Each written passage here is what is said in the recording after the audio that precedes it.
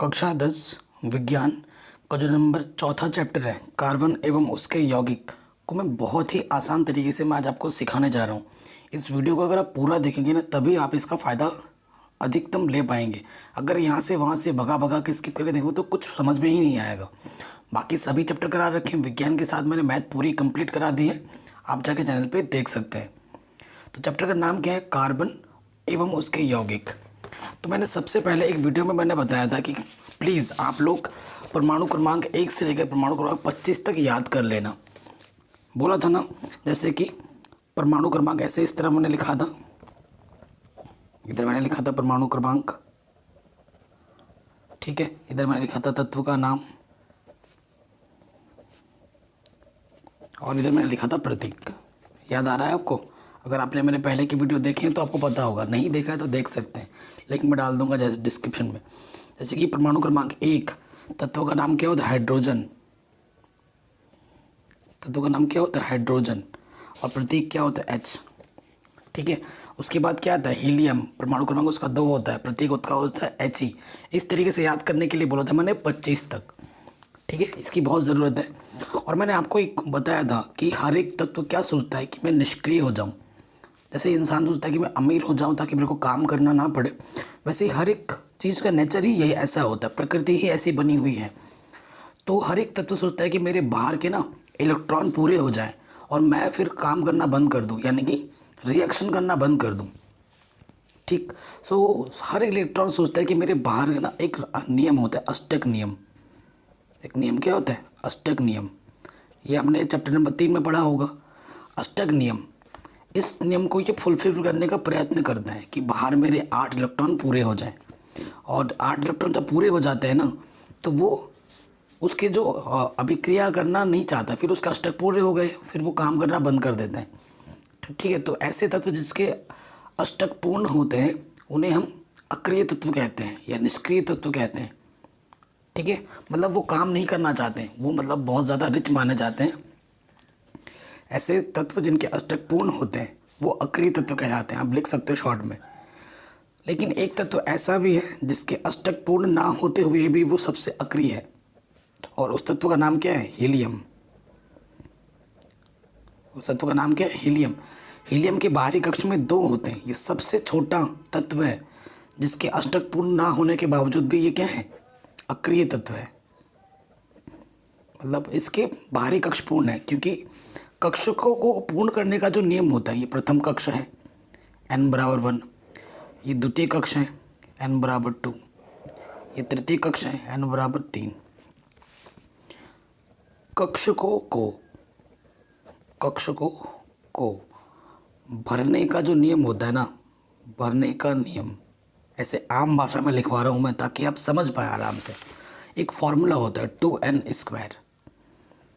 ठीक है, अगर प्रथम कक्ष की मैं बात कर रहा हूँ, अगर इस कक्ष की मैं बात कर रहा हूँ तो सूत्र में रख दोगे तो क्या हो जाएगा? 2n की जगह पर 1², 1 का वर्ग तो 1 ही होता है, तो 2 गुणा 1 यानी कि 2।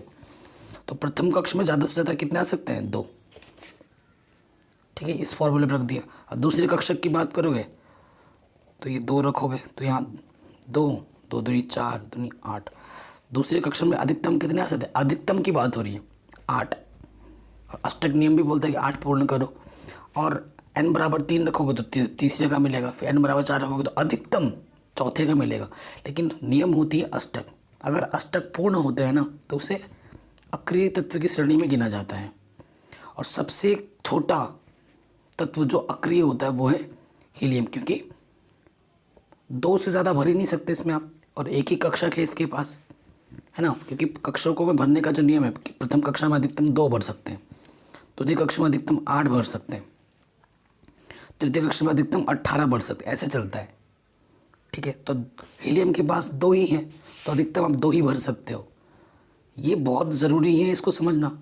ठीक है, तो सबसे छोटा तत्व जो अक्रिय होता है वो है हीलियम। और हाइड्रोजन क्या सोचता है? हाइड्रोजन के पास 1 है, अगर उसको और एक इलेक्ट्रॉन मिल जाए तो वो हाइड्रोजन से क्या बन जाएगा? हीलियम। और वो फिर क्या हो जाएगा? अमीर बन जाएगा, यानी कि हीलियम बन जाएगा, अक्रिय हो जाएगा। ठीक है, तो हर एक तत्व ना आबंध बनाने का सोचता है। क्या बनाने का सोचता है? आबंध। अभी हम पढ़ेंगे आबंध के बारे में। आबंध को अंग्रेजी में बॉन्ड बोला जाता है। बॉन्ड कई तरह के पढ़ोगे आप पढ़ोगे 3 तरह के बॉन्ड, ठीक है। ये अंग्रेजी में सिंगल बॉन्ड, फिर बोलते हैं डबल बॉन्ड, फिर बोलते हैं ट्रिपल बॉन्ड। 3 तरीके के बॉन्ड होते हैं, ठीक है। Single bond, double bond, triple bond. Bond मतलब आबंध। सिंगल का मतलब होता है एकल बंध, द्विबंध, त्रिबंध, ठीक है। तो इस तरीके के बॉन्ड के बारे में हम जानेंगे, लेकिन चैप्टर का नाम क्या है? कार्बन। कब थोड़ा कार्बन के बारे में पहले बता देता हूँ, फिर आबंध की बात करेंगे हम। कार्बन को हम लिखते हैं किससे? परमाणु क्रमांक कार्बन का कितना होता है? 6 होता है, ठीक है। अगर इसकी संयोजकता की बात की जाए, अगर इसकी संयोजकता की हम बात करें, कार्बन का 6 है। तो अभी मैंने बोला था कि प्रथम कक्ष में कितने आ सकते हैं? अधिकतम 2। प्रथम कक्ष में अधिकतम 2 आ सकते हैं। इस 2 को 6 से घटाओ, 6 में से 2 जाएगा तो 4। और द्वितीय कक्ष में अधिकतम कितने आ सकते हैं? 4। अगर मैं इसको बनाऊं, ये ऑक्सीजन कार्बन है ना, ये मैं इधर बनाता हूँ। ये पहला प्रथम कक्ष ज़्यादा छोटा बन गया था ना, ये इसके बाद द्वितीय कक्ष, क्योंकि 2 ही है, 1 2। तो प्रथम कक्ष में कितने आ सकते हैं? अधिकतम 2। और कितने आ सकते हैं? 4, ठीक है। तो इसके बाहरी कक्ष में कितने हैं? 1 2 3 4, ठीक है। तो कार्बन की चतुसंयोजकता होती है। कितनी संयोजकता होती है? चतुसंयोजकता, क्योंकि बाहर में कितने इलेक्ट्रॉन है? 4 इलेक्ट्रॉन है। तो कार्बन सोचता है कि मेरे को और 4 मिल जाए तो मेरे अष्टक पूर्ण हो जाएंगे, बाहर 8 इलेक्ट्रॉन हो जाएंगे और फिर मैं निष्क्रिय हो जाऊंगा, सोचता है। तो चतुसंयुक्त क्यों होती है? क्योंकि इसके बाहर में कितने इलेक्ट्रॉन है? 4 इलेक्ट्रॉन है। क्योंकि परमाणु क्रमांक 6 होते हैं, पहले कक्ष में 2 से आएंगे, बचे कितने? 4। चतुसंयोजकता होती है, ठीक है। इसलिए क्वेश्चन बनता है कि कार्बन की चतुसंयोजकता से आप क्या समझते हैं? कार्बन की कितनी संयोजकता होती है? तो आप बोलेंगे चतुसंयोजकता होती है, क्योंकि इसके बाहर में 4 इलेक्ट्रॉन उपस्थित हैं और वो सोचता है कि मेरे अष्टक पूर्ण हो जाए। तो इसी के कारण वो कार्बन की जो संयोजकता होती है वो चतुसंयोजकता होती है। अब कार्बन के बारे में आप 2 चीज़ें पढ़ोगे। कार्बन का जो गुण है ना, कार्बन के बारे में बोलोगे, आप पढ़ोगे श्रृंखलन, अभी आएगा। एक चीज़ पढ़ोगे श्रृंखलन और दूसरी चीज़ पढ़ोगे अब चतुसंयोजकता। क्या पढ़ोगे? चतुसंयोजकता। तो इन 2 चीज़ों को मैं समझा नहीं पाऊँगा, क्योंकि मेरे को अभी आबंध के बारे में आपसे बातें करनी है कि आबंध क्या होता है, single bond, double bond, triple bond, एकल बंध, द्विबंध, त्रिबंध। इसको जब मैं समझा दूंगा तो उसके बाद हम श्रृंखलन के बारे में, चतुसंयोजकता के बारे में हम आराम से समझ पाएंगे, सीख पाएंगे, ठीक है। तो मैं सबसे पहले आपको क्या करता हूँ ना, मैं सबसे पहले आपको सिखाता हूँ किसके बारे में? सिंगल बॉन्ड के बारे में, डबल बॉन्ड के बारे में, ट्रिपल बॉन्ड के बारे में, ठीक है ना। इन बॉन्ड के बारे में जानकारी लेते हैं, फिर बात करते हैं।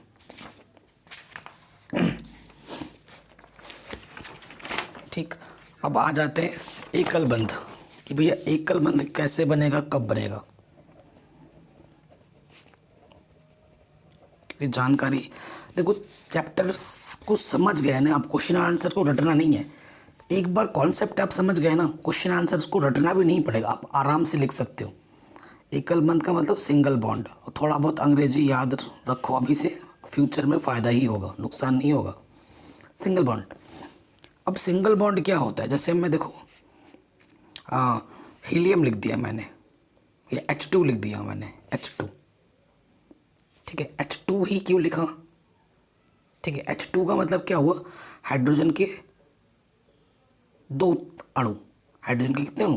2 अणु, ठीक है। और आपको पता है हाइड्रोजन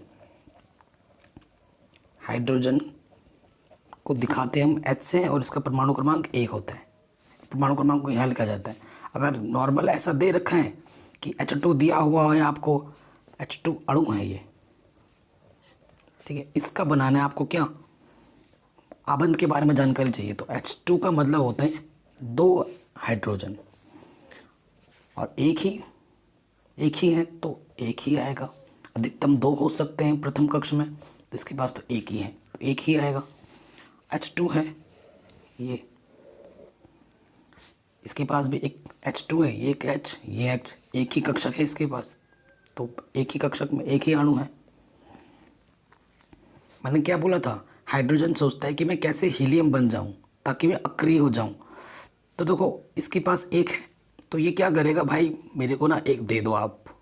वो क्या आगे के टाइम में क्या होता था कि थोड़ा सा आटा हमारे घर में कम पड़ जाता था तो हम दूसरे से भैया एक कटोरी आटा दे दो, तो हम ले लेते थे, उससे हम खाना बना लेते थे। फिर जब हमारे पास आता था फिर वो उनको एक कटोरी खाना और एक कटोरी आटा हम लौटा देते थे। तो हाइड्रोजन क्या बोलता है, इसके पास आता है, बोलता है कि एक काम करते हैं, हम आपस में ना साझेदारी करते हैं।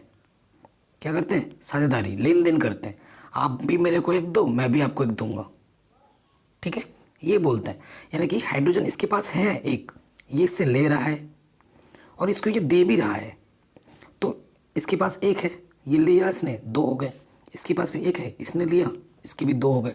तो इसके भी दो पूर्ण हो गए, इसके भी दो पूर्ण हो गए। कितने कितने इलेक्ट्रॉनों की साझेदारी हुई, एक एक की साझेदारी हुई। जब एक एक इलेक्ट्रॉन की साझेदारी होती है ना तो उसे हम क्या बोलते हैं, सिंगल बंध, एकल बंध, सिंगल बॉन्ड बोलते हैं।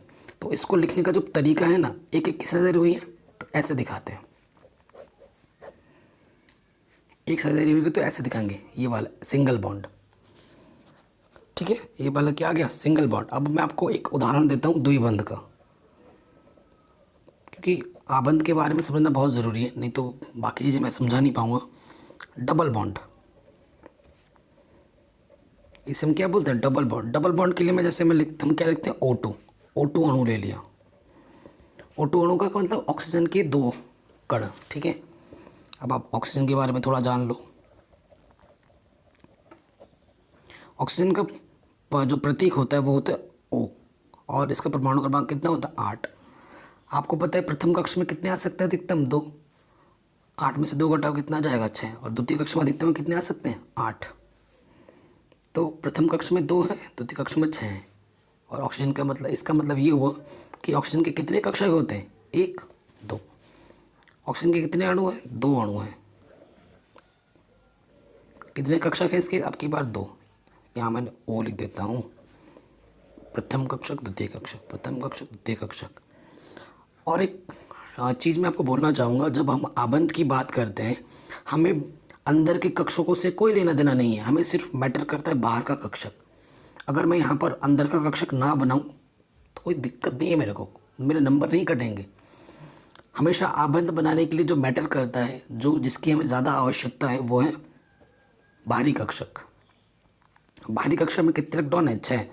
अगर ये ऑक्सीजन है, ये भी ऑक्सीजन है ना, दोनों ऑक्सीजन के हैं, तो सेम से दिखाना है। ये नहीं कि इसको बिंदु से दिखा रहे हो, इसको स्टार से दिखा रहे हो तो गलत हो जाएगा।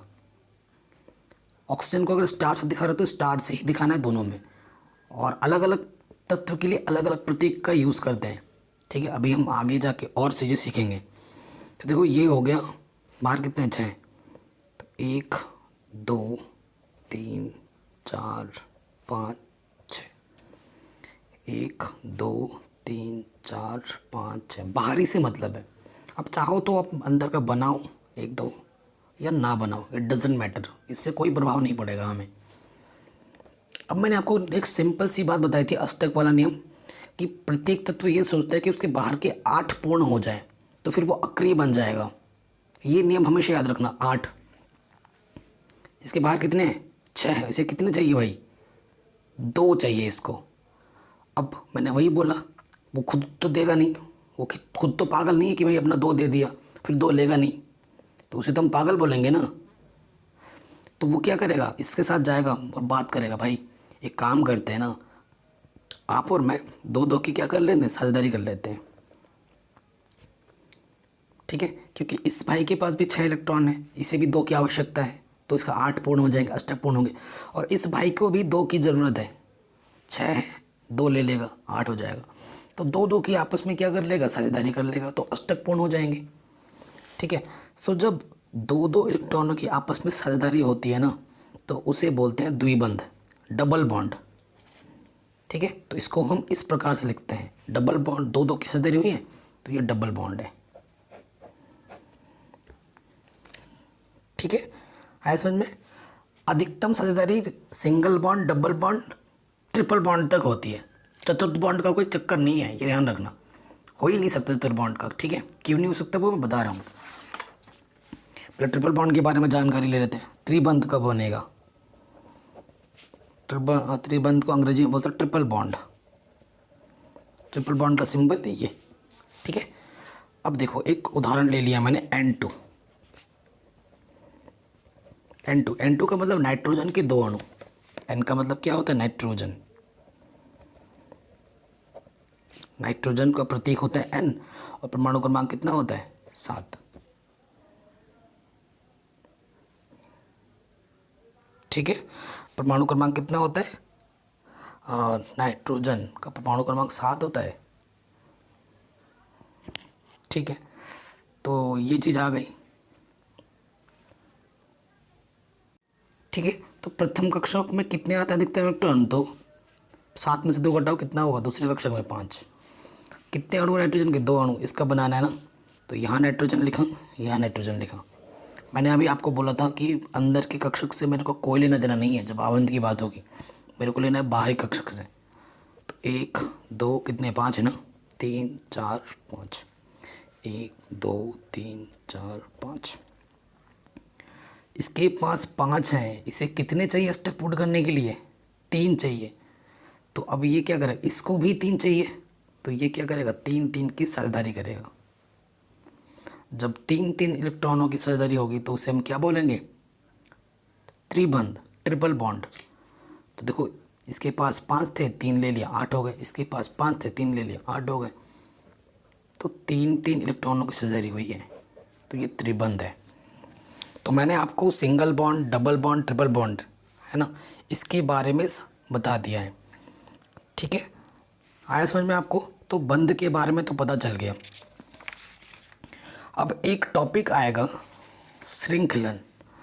4 पूर्ण नहीं हो सकते, 4 4 की साझेदारी कभी नहीं हो सकती।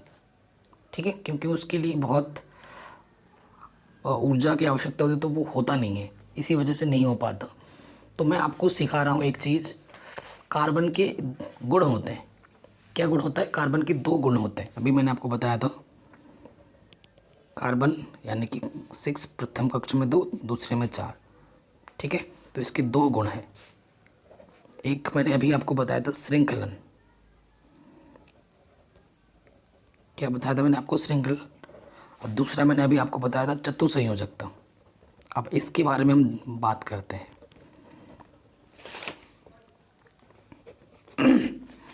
श्रृंखलन क्या होता है? श्रृंखलन क्या होता है? कार्बन में एक गुण होता है। क्या गुण होता है? कि वो हर एक तत्व के साथ क्या बना सकता है? आबंध बनाने की कोशिश करता है। कार्बन में अन्य परमाणुओं के साथ ना आबंध बनाने की एक खास गुण होती है, जिससे छोटे से लेकर बड़े तक, बड़ी श्रृंखला तक आबंध बनाने की एक क्षमता होती है। ठीक है, एक श्रृंखला बना दे सकता है, तो इसी गुण को वो श्रृंखलन कहते हैं। ठीक है, आप प्रॉपर लिख लेना। कार्बन में अन्य कार्बन परमाणुओं के साथ आबंध बनाने की अद्वितीय क्षमता होती है, जिसमें छोटे से लेकर बड़े तक की श्रृंखला प्राप्त होती है। इसी गुण को हम श्रृंखलन कहते हैं। ऐसे लिख लेना, ठीक है, क्योंकि अभी आप पढ़ोगे आगे चलकर ऐसे ऐसे देखना। अभी हम बहुत सारा पढ़ेंगे, ऐसे ऐसे सब बनेगा। तो ये छोटा तो है नहीं, देखो कितना बड़ा हो गया, और भी बड़ा बन सकता है। ये एक एक बंद है, कहीं पर 2 बंद आ जाएगा, यहाँ एच एच एच होता है। तो इस टाइप की आपको श्रृंखला देखने को मिलेगी। कभी लंबी चलेगी, कभी छोटी श्रृंखला बनेगी, ठीक है ना, कभी ऐसा बनेगा, तो कभी अलग अलग टाइप की श्रृंखला बनेगी। तो इसी गुण को हम क्या कहते हैं? श्रृंखलन कहते हैं। कभी छोटा बनाएगा, कभी बड़ा बनाएगा, कभी वलयाकार बनाएगा। तो वो आबंध बनाने की इसमें एक अद्वितीय क्षमता होती है, अद्वितीय गुण होता है।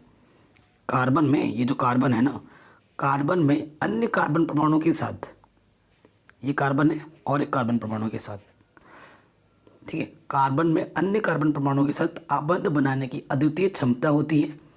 ये लघु से लेकर दीर्घ अणुओं के साथ एक बड़ी श्रृंखला भी बना सकती है। इसी गुण को क्या बोलते हैं? श्रृंखलन बोलते हैं। ठीक है, प्रॉपर लिख लेना। अब बात करते हैं चतुसंयोजकता। चतुसंयोजकता क्यों होती है? क्योंकि कार्बन के बाहरी कक्षक में कितने इलेक्ट्रॉन बैठे हैं? 4। तो ये अगर कार्बन बनाओगे तो इसके बाहर में कितने इलेक्ट्रॉन हैं? 4। तो चतुसंयोजकता का मतलब क्या होता है कि कार्बन की संयोजकता कितनी है? संयोजकता हमेशा क्या होता है? बाहर में उपस्थित इलेक्ट्रॉन। कार्बन की संयोजकता कितनी है? 4 है कि नहीं? 1 2 3 4 बाहर है। कह रहे कार्बन की संयोजकता 4 होती है, इसलिए यह अन्य कार्बन परमाणुओं के साथ कितने सिंगल बॉन्ड बना सकता है? 1 2 3 4। 4 हैं उसके पास और उसको 4 चाहिए, तभी उसके अष्टक पूर्ण होंगे। ठीक है, तो इसी वजह से कार्बन की संयोजकता कितनी होती है? 4 होती है। कार्बन की संयोजकता 4 होती है। यह 4 अन्य कार्बन परमाणुओं के साथ एकल बंध बना सकता है। इसी के कारण कार्बन की विशाल संख्या का निर्माण हो सकता है और इसी गुण को कार्बन की चतुसंयोजकता कहते हैं। That's it. इतना चीज़ आपको लिखना है। आई होप ये भी आपको समझ में ज़रूर आया होगा। ठीक है,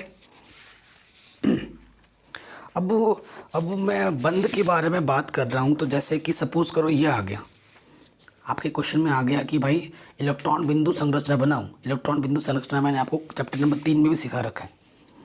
एक क्वेश्चन मैंने समझाता हूँ। इलेक्ट्रॉन बिंदु संरचना, ठीक है, ये आपके क्वेश्चन आ गया एग्जाम में। आपके एग्जाम में आ गया कि भाई CH4 का इलेक्ट्रॉन बिंदु संरचना बनाऊं। तो C बोले तो कार्बन, कार्बन का परमाणु क्रमांक 6 होता है। प्रथम कक्ष में कितने आ सकते हैं? 2, और बाहर 2 घटा दो 6 में से। द्वितीय कक्षक में कितने आएंगे? 4। कोई दिक्कत नहीं है। फिर हमारा दूसरा क्या है? हाइड्रोजन। ये है ना हाइड्रोजन, ऐसे आपको लिखना पड़ेगा। हाइड्रोजन का प्रतीक 1 होता है और इसका परमाणु क्रमांक 1, यानी कि बाहरी कक्षा में अधिकतम 2 आ सकते हैं, तो इसके पास तो 1 ही है। ये चीज़ हो गई। कार्बन कितना है भाई? कार्बन 1 है, आपको सिर्फ बाहरी कक्षक बनाना है। और हाइड्रोजन कितने हैं? 4, यानी इधर 1, इधर 1, इधर 1 और इधर 1। बाहरी कक्षक बना दो। बना दिया? ठीक है। कार्बन के बाहर कितने इलेक्ट्रॉन हैं? 4। तो कार्बन को अलग से दिखा दो, 1 2 3 4। हाइड्रोजन के बाहर कितने इलेक्ट्रॉन हैं? 1। इसको दिखाओ अलग तरीके से। इसको आपने क्रॉस से दिखाया तो इसको कुछ अलग से दिखाओ, क्योंकि अब की बार तत्व अलग अलग आ रहे हैं। तो जितने तत्व अलग अलग आएंगे आपको प्रतीक भी अलग अलग दिखाने होंगे। इसको क्रॉस से दिखाया तो इसको क्रॉस से मत दिखा देना, फिर गलत माना जाएगा। इसको हम डॉट डॉट से दिखा रहे हैं, ठीक है। अब मैंने आपको नियम बताया, क्या होता है नियम? हमेशा सरल नियम है, हमेशा भूलोगे नहीं कभी भी। क्या हाइड्रोजन सोचता है कि मैं हीलियम बन जाऊं, क्योंकि 1 से 2 होगा, अक्रिय हो जाएगा। और बाकी तत्व क्या सोचता है कि मेरे अष्टक पूर्ण हो जाए। अब कार्बन भैया के पास कितने हैं? बाहर 4 हैं, उसे कितने चाहिए? और 4 चाहिए। और कार्बन की संयोजकता कितनी होती है? 4 होती है। वो 4 अन्य इलेक्ट्रॉनों के साथ एकल बंध बनाने की क्षमता रखता है, अभी हम पढ़ के आए हैं। और हाइड्रोजन भैया सोचता है कि मैं भैया हीलियम बन जाऊं, तो एकल बंध बनाने की क्षमता रखता है ये सभी। तो ये क्या करेगा? इसके पास जाएगा। हाइड्रोजन बोलेगा भाई मेरे को एक दे दो और मेरे से भी एक ले लो, ठीक है। तो एक एक बंध बनाया, ये भी इसके पास जाएगा। इसने 1 से 1 लिया, इसने भी 1 लिया 1 दिया, और इसने भी 1 लिया दिया। देखो अब ध्यान से देखना, 4 तो थे, यहाँ से 1 लिया 5 6 7 8। कार्बन के अष्टक पूर्ण हो गए। ये भी इससे 1 ले रहा है, हीलियम हो गया। ये भी इससे ले रहे हैं, हीलियम हो गया। ये भी इससे ले रहा है, हीलियम होगा, क्योंकि 1 था 1 ले रहे हैं, 2 बनते वो हीलियम हो जाएगा, ठीक है। तो ये बेचारा हीलियम बन गया, ये बेचारा, इसके भी अष्टक पूर्ण हो गए। तो इन्होंने क्या किया? एक एक की सदरे की, किसके साथ? इनके साथ। तो ये बन गया आपका इलेक्ट्रॉन बिंदु संरचना। मज़ा आया? इस टाइप के हम बहुत चीज़ें सीखेंगे, ठीक है। कार्ब जैसे हमने CH4 का बनाया, हम H2O का भी बना सकते हैं, H2O, ठीक है। आपको पता है हाइड्रोजन का 1 होता है तो बाहर 1 ही रहेगा। ऑक्सीजन का 8 होता है तो प्रथम कक्ष में 2 और बाहरी कक्ष में 6 होता है। हाइड्रोजन दो है, ऑक्सीजन एक है, इसका बनाना है। तो एक ऑक्सीजन एक हाइड्रोजन, मतलब एक ऑक्सीजन के दोनों तरफ हाइड्रोजन हाइड्रोजन। बाहरी कक्षक बनाओ। इसके में तो एक ही होता है और इसके में 6। 1 2 3 4 5 6। ये कैसे सोचता है कि मेरे हीलियम पूर्ण हो जाए तो इसको एक ही चाहिए, एक एक हज़ार की। इसने भी एक एक हज़ार की। ठीक है, तो देखो इसके पास कितने थे? 6 थे। इधर से एक लिया 7, इधर से एक लिया 8, अष्टक पूर्ण हो गया। हाइड्रोजन था, इसने एक लिया, हीलियम हो गया। हाइड्रोजन था, इसने भी एक लिया, हीलियम हो गया। क्योंकि 2 होते ही हीलियम हो जाएगा और हाइड्रोजन को बस 2 ही चाहिए होते हैं। तो ये कैसे हुई साझेदारी? ये हुई। मज़ा आया? तो देखिए इसी टॉपिक जो हम सीखा है ना, हमने उसी पर क्वेश्चन दे रखा है देखो। और ऐसे क्वेश्चन बोर्ड एग्जाम में ज़रूर आएगा, इसकी फुल गारंटी मैं देता हूँ। इस क्वेश्चन में क्या बोलो, CO2 सूत्र वाले कार्बन डाइऑक्साइड की इलेक्ट्रॉन बिंदु संरचना क्या होगी। तो अभी मैंने बताया वही कॉन्सेप्ट हम यहाँ पे लगा देंगे। ठीक है, क्या होगी? CO2 है तो कार्बन एक और कार्बन और ऑक्सीजन की बात है ना। तो किसका बनाना है? हमें CO2 का बनाना है, यानी कि कार्बन एक ऑक्सीजन 2। ऑक्सीजन का परमाणु क्रमांक कितना होता है? 8। तो प्रथम कक्षक में 2 आएंगे। 6 में से 2 8 में से 2 घटाओगे तो 6 आ जाएगा। ठीक, कार्बन का 6 होता है, प्रथम कक्ष में 2, द्वितीय कक्षक में 4। तो एक कार्बन है, 2 ऑक्सीजन है। ठीक है, एक के दोनों तरफ 2 ऑक्सीजन। बाहरी कक्षक से हमें मतलब है ओनली, है ना। इसके कार्बन के बाहरी कक्षक में कितने? 4 हैं। 1 2 3 4। ऑक्सीजन के बाहरी कक्षक में कितने हैं? 6 हैं। तो 1 2 3 4 5 6। 1 2 3 4 5 6। ठीक है, तो देखो अब ऑक्सीजन को कितने कितने चाहिए? इसके बाहर में 4 है तो इसे 8 चाहिए और 4 और चाहिए 8 बनाने के लिए। इसके पास 6, इसे 2 चाहिए। तो ये क्या करेगा? इसके पास आएगा और 2 2 की साझेदारी करेगा। तो 6 थे, 2 लिया, 8 हो गया। और इसके 4 थे और इसने भी 2 लिया, इसके 6 हो गए। ये भी यहाँ से 2 2 की साझेदारी करेगा। तो इसके पास 6 थे, 2 लिया, 8 हो गया। इसने भी 2 दिया, इसके भी इधर 6 हुए थे, 8 हो गया, है ना। 2 2 की साझेदारी कर रहा है तो डबल बॉन्ड। तो ये बन गया इलेक्ट्रॉनिक बिंदु संरचना। या इसको अगर प्रॉपर वे में लिखोगे तो 2 2 की साझेदारी कर रहे हैं, तो ऐसे लिख सकते हो। इसे बोलते हैं इलेक्ट्रॉनिक बिंदु संरचना। इसी तरह इसमें बोल रहा है सल्फर 8, जो दूसरा क्वेश्चन है ना इसमें। और क्या बोल रहा है? सल्फर के 8 परमाणु H8 का बनाना है। सल्फर के 8 परमाणु हैं, उसका क्या होगा आपको बताना है।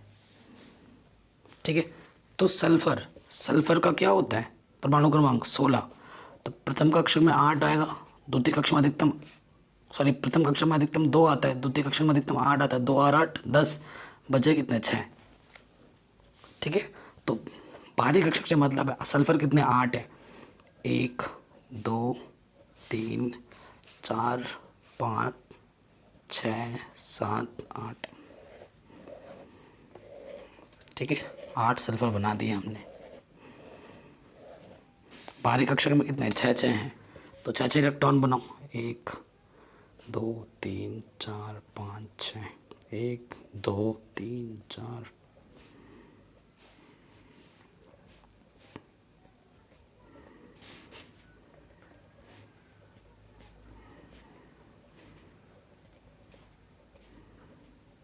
छः छः बना दे रहे हैं फटाफट। ठीक है,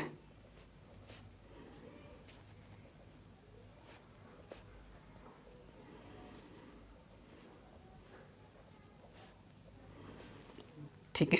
इसके पास सल्फर के पास 6 है, उसे कितने चाहिए? 8 चाहिए, तो 2 2 की साझेदारी करेगा।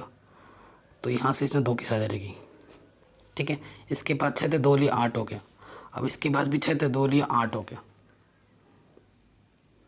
ठीक है, तो सब आपस में कितने की साझेदारी करेंगे? 2 2 की साझेदारी करेंगे। यही 2 इधर आ जाएगा। तो सब आपस में कितने की साझेदारी करेंगे? 2 2 की साझेदारी करेंगे। तो सबके 8 8 पूर्ण हो जाएंगे।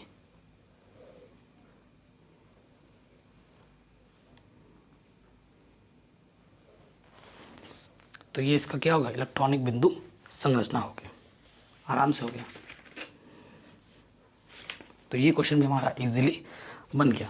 अब इसमें एक टॉपिक है कार्बनिक यौगिक, मतलब कार्बन के कितने यौगिक बन सकते हैं, इसके बारे में मैं डिटेल में बताऊंगा। आपको पता है मैं 2 टाइप की वीडियो बनाता हूँ, एक वीडियो में पूरी एनसीईआरटी समझाता हूँ और एक वीडियो दूसरी ऐसी होती है जो क्वेश्चन बेस्ड बनाता हूँ, बोर्ड एग्जाम के क्वेश्चन टॉपिक वाइज। वहाँ पर जब हम ये पढ़ के जाएंगे वहाँ पर भी मैं सिखाता हूँ, सब चीज़ों को सिखाता हूँ। उसके बाद मैं क्या करता हूँ, क्वेश्चन आंसर टॉपिक वाइज लेता हूँ, कौन से क्वेश्चन बोर्ड एग्जाम में पूछे गए, छोटा क्वेश्चन, फिर बड़ा क्वेश्चन, फिर मीडियम टाइप का क्वेश्चन, सारे टाइप के क्वेश्चन को डिस्कस किया जाता है, समझाया जाता है बहुत ही ईजी लैंग्वेज में। अब ये जो टॉपिक है कार्बनिक यौगिक है ना, इसकी बात कर लीजिए। एक्चुअली आपको मैं बताऊँ कार्बनिक के जो फेमस, अगर 2 यौगिक के नाम बताऊँ, ठीक है, कार्बनिक के 2 फेमस यौगिक हैं, एक है हीरा है ना, ये भी कार्बनिक का ही यौगिक है, और एक है ग्रेफाइट। ग्रेफाइट क्या होता है, जो पेंसिल नहीं होती है, पेंसिल के अंदर जो काला काला सिक्का बोलते हैं, जैसे हम ऐसे यहाँ पर सिक्का टाइप होता है ना काला काला, उसे हम क्या बोलते हैं, ग्रेफाइट।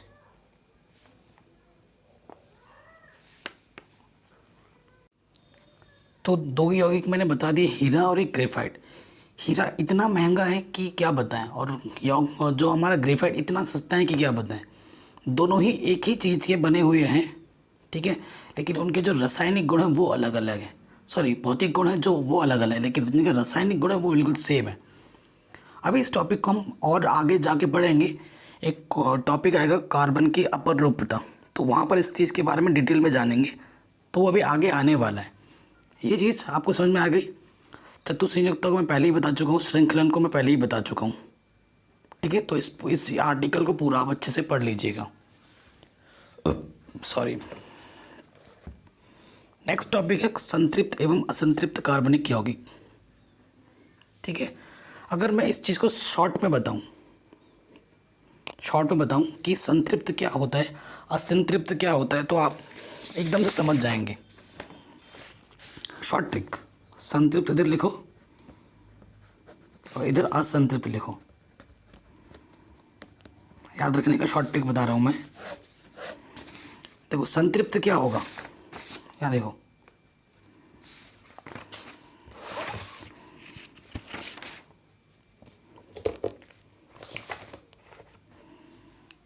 संतृप्त और असंतृप्त में बताता हूँ। संतृप्त में ये याद रखिएगा सिंगल बॉन्ड, और असंतृप्त में double bond and triple bond होता है, ठीक है। इंग्लिश में बोल रहा हूँ, हिंदी में क्या होता है, एकल बंध, और असंतृप्त में तो द्विबंध और त्रिबंध। तो आपकी परिभाषा क्या बन जाएगी, अगर मैं असंतृप्त की बात करूं, क्या लिखोगे, असंतृप्त हाइड्रोकार्बन वो यौगिक होते हैं जिनकी श्रृंखला में द्विबंध व त्रिबंध पाए जाते हैं, और संतृप्त हाइड्रोकार्बन वो होते हैं जिनमें केवल एकल बंध पाया जाता है श्रृंखलन में। तो वह कार्बनिक यौगिक जिनकी श्रृंखलन में सिर्फ एकल बंध पाया जाता है उन्हें हम संतृप्त यौगिक बोलते हैं, और वह कार्बनिक यौगिक जिनके श्रृंखलन में द्विबंध अथवा त्रिबंध पाया जाता है उसे हम असंतृप्त यौगिक कहते हैं। ये हमेशा याद रखिएगा। अगर मैं आपको उदाहरण दूं तो इसका एक उदाहरण मैं दे सकता हूँ CH4, ठीक है, इसमें सब सिंगल बॉन्ड है, ठीक है, CH4। और अगर मैं इसका एक उदाहरण दूं तो ये मैं इसका उदाहरण दे सकता हूँ C2H4, हाँ ठीक है, इसमें क्या होता है ना, कार्बन में ये द्विबंध आ गया। अब ये कैसे बन रहा है वो भी मैं आपको समझा दूंगा अभी आने वाली चीज़ों में, अभी मैं समझा चुका भी हूँ थोड़ा बहुत, ठीक है ना। अभी इससे पहले हमने नहीं सीखा था द्विबंध त्रिबंध कैसे बन रहा है, तो वो हम पहले सीख भी चुके हैं। अगर आप चाहो तो ट्राई कर लेना C2H4 का, तो ऐसा ही बनेगा जो मैंने अभी आपको सिखाया। और एक एग्जाम्पल ले सकता हूँ मैं C2H2 का, तो C2H2 का अगर मैं बनाऊँ तो इनके बीच पर ट्रिपल बॉन्ड बनेगा और इनके बीच में एक एक हाइड्रोजन ऐसा बनेगा। तो वह कार्बनिक यौगिक जिनमें त्रिबंध या द्विबंध पाया जाता है वो असंतृप्त कार्बनिक यौगिक होते हैं, और वो कार्बनिक यौगिक जिनमें सिर्फ एकल बंध पाया जाता है उन्हें हम संतृप्त कार्बनिक यौगिक कहते हैं, ठीक है। सिंपल एंड स्वीट, आराम से आ गया समझ में। तो ये चीज़ हो गई। अब श्रृंखलाएं, शाखाएं और वलय, इसके बारे में हम चर्चा करेंगे। तो अभी एक फेमस टॉपिक है, फेमस बहुत ही ज़्यादा फेमस, ठीक है, आपको पता होना चाहिए, क्योंकि अभी आपको कार्बन का नामकरण करने के लिए भी आएगा आगे। और ये नामकरण अगर आप आगे की कक्षा में विज्ञान लेना चाहते हैं तो ये चीज़ आपको ज़िंदगी भर हेल्प करेगा। कक्षा 11 में, 12 में, बीएससी में, एमएससी में, हर जगह आएगा, हर जगह। ठीक है। सो देखो, अभी आप कक्षा 6 और 10 में है तो 6 हैं, वैसे तो 10 होते हैं, लेकिन अगर अभी क्लास 10 का सिलेबस जो है ना, उसके हिसाब से अगर हम पढ़ें तो कार्बन के 6 हैं। अगर एक कार्बन होगा तो क्या होगा, 2 होगा तो क्या होगा, 3 हो तो क्या होगा नाम, 4 हो तो कार्बन क्या होगा, 5 हो तो कार्बन क्या होगा, 6 हो तो कार्बन का नाम क्या होगा। ठीक है। अगर एक कार्बन होता है किसी श्रृंखला में तो मैथ बोला जाता है उसे। अभी एन मैथ वो तो बात की बात है। अगर 2 कार्बन हो तो एथ बोला जाता है, 3 हो तो प्रोप बोला जाता है, 4 हो तो ब्यूट बोला जाता है, 5 हो तो पेंट बोला जाता है, और 6 हो तो हेक्स बोला जाता है। और भी हैं, लेकिन अभी आपके कक्षा में 6 तक का ही है। ठीक है। यही आपके सिलेबस में तो यही तक ही हम पढ़ेंगे। ठीक है। Math, eth, prop, but, pent, hex, ये ऐसे याद कर लो नाम से। Math, eth, prop, but, paint, head. 10 बार पढ़ो, 2 बार लिखो, अपने आप याद हो जाएगा। Meth, eth, prop, but, pent, hex, meth, eth, prop, but, pent, hex, ऐसे करके पढ़ो और 2-3 बार खुद लिखो। अगर कोई मिस्टेक हो रही है तो आपको पता चल जाएगा। बहुत ज़रूरी है। अब कब मीथेन होता है, कब मीथीन होता है, कब मिथाइन होता है, वो डिपेंड करता है बंद पर। ठीक है। अगर सिर्फ एक बंद होगा ना किसी में, सब जगह एक बंद लगा होगा, तो एक बंद में नाम के बाद में एन जोड़ा जाता है। नाम के बाद में क्या जोड़ा जाता है, एन। अगर द्विबंध होता है, द्विबंध का मतलब ऐसा होगा, एक बंद का मतलब अगर ऐसा होगा सिर्फ, तो नाम के बाद में ईन जोड़ा जाता है। क्या जोड़ा जाता है, ईन। अगर त्रिबंध होगा तो नाम के बाद में आइन जोड़ा जाता है। ठीक है। अगर ये सिंगल बॉन्ड में है सिर्फ तो मीथेन होगा। अगर द्विबंध में होगा तो मीथीन होगा। अगर त्रिबंध में है तो मिथाइन होगा। अगर यही चीज़ एथ सिंगल बॉन्ड के लिए एथेन, डबल बॉन्ड में आएगा तो एथीन, और ट्रिपल बॉन्ड में आएगा तो एथाइन। ये सिंगल बॉन्ड में आएगा तो प्रोपीन, और डबल बॉन्ड में आएगा तो प्रोपीन, और ट्रिपल बॉन्ड में आएगा तो प्रोपाइन।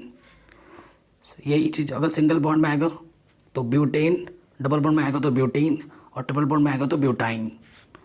ये आएगा तो पेंटेन, डबल बॉन्ड में पेंटीन, ट्रिपल बॉन्ड में पेंटाइन। और ये चीज़ सिंगल बॉन्ड में आएगा तो हेक्सेन, डबल बॉन्ड में हेक्सीन, ट्रिपल बॉन्ड में हेक्साइन। नाम के बाद में एन, इन, आइन जोड़ते हैं। सिंपल।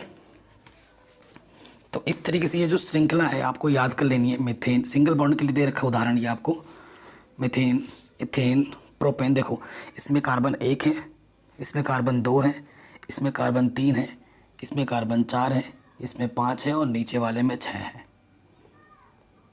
ठीक है। तो याद कर लीजिएगा प्लीज़ गाइस, अच्छे से याद कर लेना।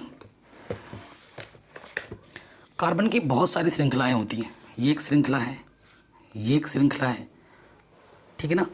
तो श्रृंखला के बारे में जानने और एक फेमस सूत्र भी आ सकता है एग्जाम में, बेंजीन।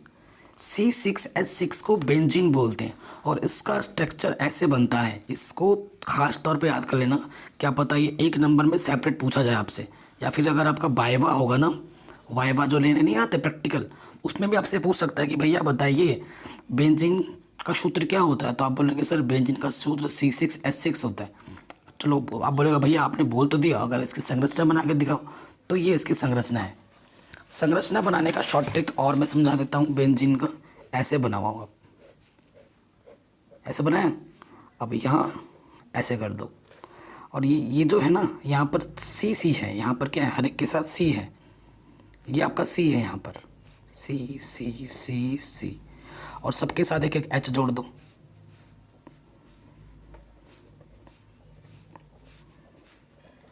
ठीक है। तो ये हमारा क्या बन गया, C6H6 बेंजीन, C6H6 बेंजीन। ठीक है। तो ये याद रखना। अब एक टॉपिक है, मुझसे दोस्ती करोगे। ठीक है। तो मुझसे दोस्ती करोगे, आपने शायद एक मूवी भी है मुझसे दोस्ती करोगे, वो मूवी देखी होगी। तो यहाँ पर मुझसे दोस्ती करोगे कौन बोलता है, कार्बन के साथ कौन से बोलते हैं, क्रियात्मक समूह। फंक्शनल ग्रुप, इसके बारे में चलेंगे बोल रहा हूँ, पढ़ेंगे, है ना। तो देखो, कुछ क्रियात्मक समूह के बारे में हम अभी कक्षा 10 में पढ़ेंगे, कुछ आगे भी जाके पढ़ेंगे, तो उसके बारे में जान लेते हैं, क्रियात्मक समूह के बारे में जान लेते हैं। देखो, विषम परमाणु लिखा हुआ है यहाँ पर। विषम परमाणु में कौन कौन है? Chlorine, bromine. Cl का मतलब क्लोरीन होता है, Br का मतलब ब्रोमीन होता है। इसे हेलोजन ग्रुप में रखा जाता है, हेलोजन ग्रुप में, जिसमें आता है क्लोरो, ब्रोमो, ठीक है। और ये समूह का फॉर्मूला इस तरीके से लिखा था, Cl Br ऐसे जुड़ा होगा, ठीक है। अब ऑक्सीजन, विषम परमाणु में ऑक्सीजन आ गया। जैसे एल्कोहल के लिए आप कैसे पहचानोगे? अगर Cl जुड़ा है तो हेलो क्लोरो, Br का मतलब ब्रोमो, OH अगर जुड़ा है तो एल्कोहलिक ग्रुप है, ठीक है। नाम क्या है, कैसे क्या जुड़ता है वो अभी मैं आपको बता दूंगा। अगर CH ऐसा जुड़ा हुआ है तो ये है एल्डिहाइड ग्रुप, इसे क्या बोला जाता है? एल्डिहाइड। अगर ऐसे जुड़ा हुआ है C डबल बॉन्ड O के रूप में तो उसे कीटोनिक ग्रुप बोलते हैं, ये कीटोनिक ग्रुप का मेंबर है, ठीक है। अगर ऐसे जुड़ा है C डबल बॉन्ड OH तो ये कार्बोक्सिलिक अम्ल है। इसमें और इसमें अंतर है, ध्यान रखना, ठीक है। अभी मैं आपको डिफरेंस भी सिखा दूंगा, फिलहाल तो देख लो, अभी यहाँ पर देख लो कि ये Cl का मतलब क्लोरो, Br का मतलब ब्रोमो, OH जुड़ा है तो ये एल्कोहलिक ग्रुप है, CHO होता है तो ये एल्डिहाइड है, C डबल बॉन्ड O है तो कीटोनिक ग्रुप है, और C डबल बॉन्ड OH है तो कार्बोक्सिलिक अम्ल है, ठीक है। ये हमने बस देख लिया है। अभी मैं आपको जब प्रॉपर नामकरण पढ़ेंगे ना हम, वहाँ पे आपको मैं अंतर भी बताऊंगा, कैसे पता लगाना है वो भी सिखाऊंगा, हिंट भी दूंगा, टिप्स भी दूंगा, ट्रिक्स भी बताऊंगा, ठीक है। तो बने रहो हमारे साथ। अगला जो टॉपिक है, समजातीय श्रेणी। भैया नाम से स्पष्ट है, समजातीय मतलब एक तरीके के, यही तो होता है समजातीय का मतलब, है ना, एक ही जाति के, एक ही प्रजाति के, ऐसा नाम से स्पष्ट हो रहा है। समजातीय श्रेणी क्या होती है, थोड़ा सा बढ़ा देता हूँ मैं आपको, वैसे तो मैं चाहता तो फटाक से 2 लाइन में लिख देता, तो देख लो। कह रहे आपने देखा होगा कि कार्बन परमाणुओं को आपस में जोड़कर विभिन्न लंबाई की श्रृंखला बनाई जा सकती है। ये श्रृंखलाएं शाखित भी हो सकती हैं, साथ ही इन कार्बनिक श्रृंखलाओं में स्थित हाइड्रोजन तथा अन्य परमाणुओं को उपरोक्त किसी भी प्रकार समूह में प्रतिस्थापित किया जा सकता है, ठीक है। तो ये सब छोड़ दो, ये सब पढ़ने से आप कन्फ्यूज़न में आ जाओगे, मैं आपको सीधा पॉइंट की बात बताता हूँ, ठीक है। यहाँ देखो, ये क्या है? CH4 है, यहाँ से देखिए, यहाँ से हमारा, मैं आपको परिभाषा बना दूंगा। यहाँ क्या है? C2H6 है, C2H6 के बाद क्या है? C3H डाटा है। अब अगर ये जो श्रृंखला है मेरे पास, अगर मैं प्रॉपर लिखूं तो पहले क्या था? CH4, फिर क्या था? C2H6, फिर क्या था? C3H8। अब देखो इनके बीच में एक ना फिक्स्ड अंतर होगा, एक था, यहाँ 2 हो गया, तो मतलब कितने का अंतर है? 1 का। और 6 में से 4 घटाओ, 2। यहाँ से देखो, कार्बन 3 है, कार्बन 2 है, 3 में से 2 गया 1, 8 में से 6 घटाओ 2। तो इस श्रृंखला में, इस कार्बन की जो श्रृंखला है, इन सभी में CH2 का अंतर है, एक ही पदों का समान अंतर दिख रहा है आपको, ठीक है। इसमें भी इन दोनों के बीच में CH2 का अंतर था, इन दोनों के बीच में CH2 का अंतर है, तो एक ही तरीके का अंतर है। तो समजातीय श्रेणी क्या होती है? कार्बन की ऐसी श्रेणी जिनके बीच में समान अंतर होता है, जिनके बीच में क्या होता है? समान अंतर होता है, उसे हम क्या बोलते हैं? समजातीय श्रेणी बोलते हैं। उसे हम क्या बोलते हैं? समजातीय श्रेणी बोलते हैं, ठीक है। चीज़ आगे समझ में, ठीक है। आगे बढ़ते हैं, यहाँ पर कुछ लिखा हुआ है, देखिए एल्कीनो का सूत्र लिखा हुआ है, ठीक है। एल्कीनो, फिर एल्केन, एल्काइन, इनके बारे में भी मैं थोड़ा बता देता हूँ, क्योंकि अगर मैं, हाँ, इसको हमने थोड़ा मिस कर दिया है ना, तो मैं इसको बता देता हूँ। हालांकि नामांकन में तो मैंने बता दिया था, इसके बारे में थोड़ा बता देता हूँ कि इनमें सूत्र अगर आपको बनाना हो तो कैसे बना पाएंगे। जैसे यहाँ पर लिखा एल्केन, मतलब वही सिंगल बॉन्ड वाले, फिर यहाँ पर आ जाएगा एल्कीन, मतलब डबल बॉन्ड वाले, और यहाँ पर आ जाता है एल्काइन, मतलब ट्रिपल बॉन्ड वाले कार्बनिक। इनका अगर सूत्र मेरे को बनाना है तो सूत्र क्या बना पाओगे आप? जैसे अगर कार्बन 1 होता है ना, अगर एक कार्बन की श्रृंखला बनाओगे, जैसे CH4 लिया मैंने, तो इसका जो फॉर्मूला होता है ना वो होता है CnH2n+2। ये सूत्र होता है किसका? एल्केन का। ठीक है, इसका सूत्र क्या होता है? CnH2n+2। अगर जैसे ये CH4 एक मैंने उदाहरण दिया था ना, पहला मेंबर है, यहाँ पर एक रखा है n की जगह पर, क्योंकि कार्बन यहाँ पर कितना? एक है। आपको ये सूत्र में रख के दिखाता हूँ। अगर n की जगह पर मैं एक रखूँगा तो ये सूत्र बन जाएगा C1H21+2, यानी कि C एक है, 2 कम 2 और 2 4, CH4। ठीक हो गया। अब एल्कीन की अगर मैं बात करूँगा, एल्कीन की मैं बात करूँगा तो इसका क्या होता है? CnH2n। ठीक है, इसका क्या होता है? CN। अगर इसकी मैं बात करूँ, जैसे कि मैंने लिख दिया, पहला जो मेंबर होता है वो होता है CH2। पहला मेंबर इसका क्या होता है? CH2। देखो n की जगह पे क्या रखा है? 1 रखा है, तो रखो 1।